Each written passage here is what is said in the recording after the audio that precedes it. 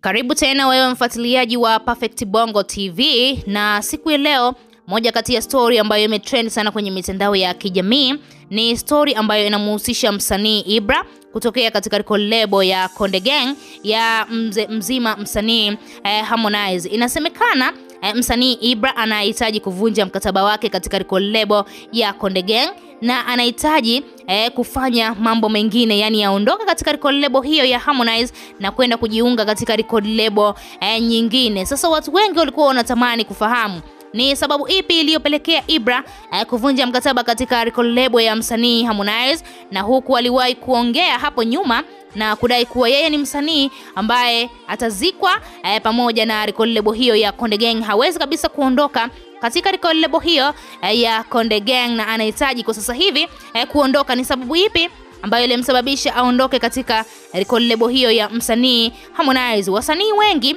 ambao walisajiliwa katika lebo ya Konde Gang kipindi hicho, tunakumbuka wakina Country Boy, wakina Chidi, wakina Kili. Hao ni wasanii ambao walisajiliwa kwa mbwembwe kweli na msanii Harmonize katika lebo ya Konde Gang, lakini baadaye walishindwa na wao wakaamua kuvunja mkataba, na watu wengi sana waliwaona wajinga na kuona ni vijana ambao hawaelewi kitu gani ambacho wanakitaka, kwa sababu walijiunga katika lebo ya msanii Alikiba, baadaye wakavunja mkataba na kujiunga katika lebo ya msanii Harmonize, na baadaye wakaona kujiunga katika lebo basi ni ujinga na upuuzi mtupu, na wakaamua kuondoka katika lebo ya msanii Harmonize. Sasa watu wengi hatukuwahi kufikiria kama Ibra na yeye atakuwa ni mmoja ya wasanii ambao wataondoka siku moja katika lebo hiyo ya msanii Harmonize, kwa sababu yeye binafsi kwa mdomo wake aliwahi kuzungumza waziwazi hawezi kuondoka katika lebo hiyo ya Konde Gang. Sasa siku ya leo tunaye Ibra ameweza kuzungumza hadharani na kudai kuwa sababu kubwa ya yeye kuvunja mkataba katika lebo ya Harmonize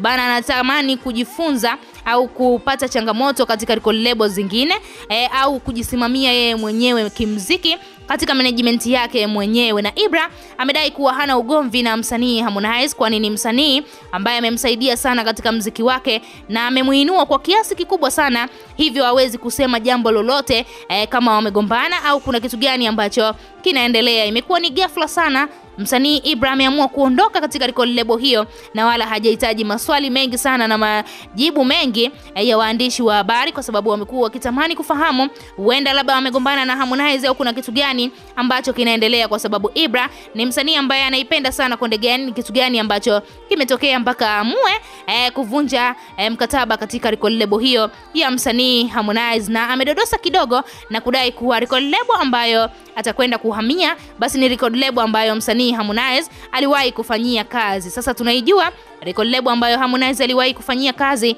ni lebo ya WCB Wasafi. Sasa Ibra ameamua kabisa kufichua siri hiyo kuwa yeye anaelekea katika lebo ambayo Harmonize alikuwa anaifanyia kazi hapo nyuma. Tuachie maoni yako, lakini pia usisahau kusubscribe.